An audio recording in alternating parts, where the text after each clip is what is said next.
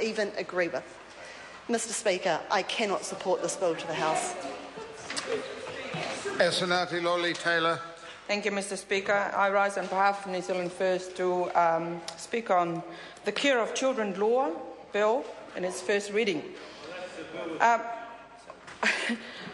actually not sure what is it about the Law Commission that Tauhenari doesn't like.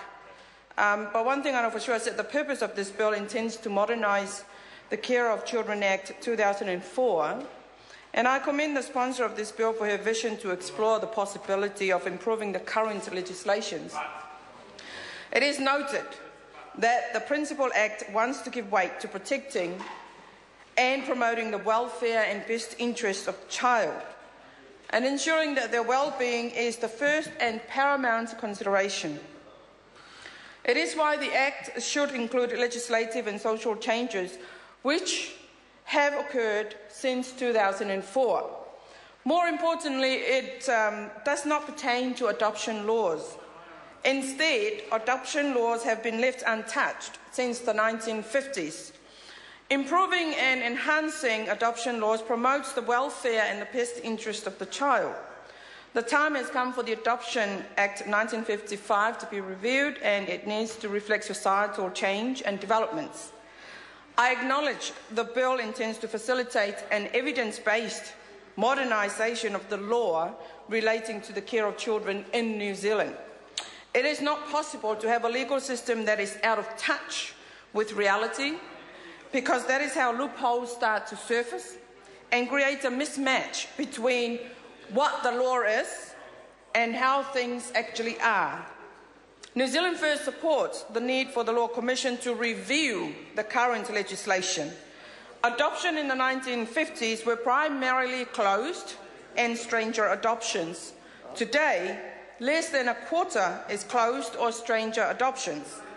It is high time that the Law Commission undertakes a review of the legislation and incorporates social changes to the care of the children and adoption. Some of these developments are human-assisted reproduction technologies and/or surrogacy arrangements, decreasing closed and stranger adoptions, and also the need for whangai adoptions to be acknowledged by the law.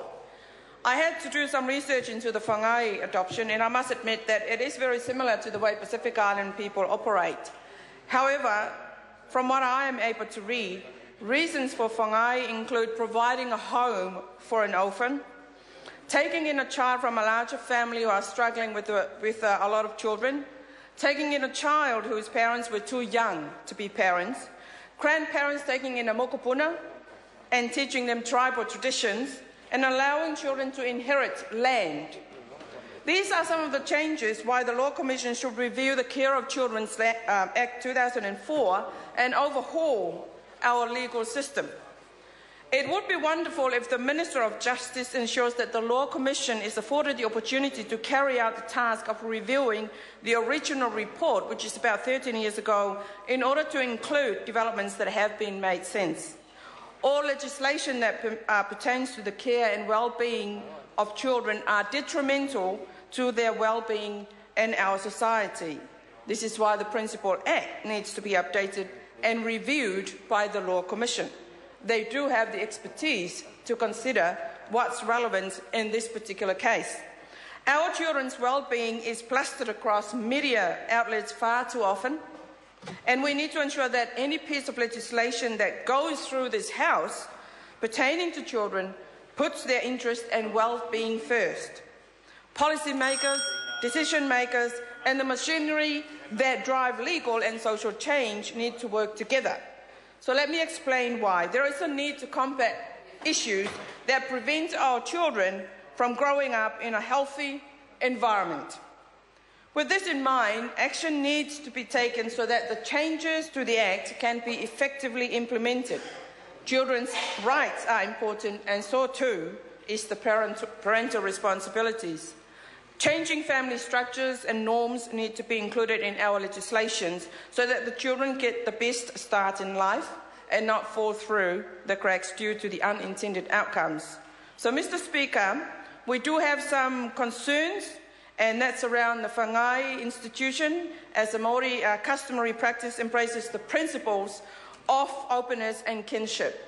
And this is something that we wanted to hear more from the sponsor of the bill, and it would have been a lot better if this bill was given the opportunity to be investigated or to explore that side of adoption. Thank you, Mr. Speaker. Mr. Speaker. Paul Foster Bell.